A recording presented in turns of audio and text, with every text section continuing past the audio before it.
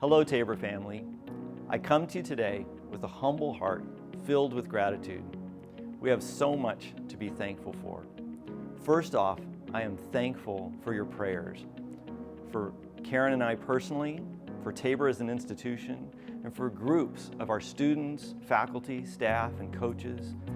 Karen and I regularly hear from you that you're praying for us and for Tabor, and it blesses and encourages us so much.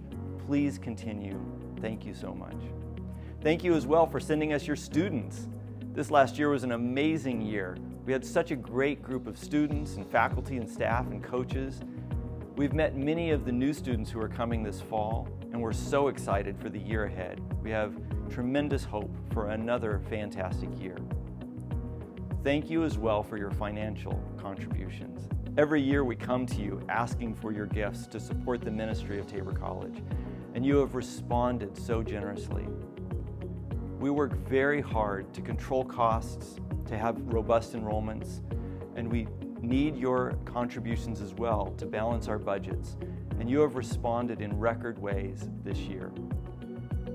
Tabor Fund alone received over $2 million.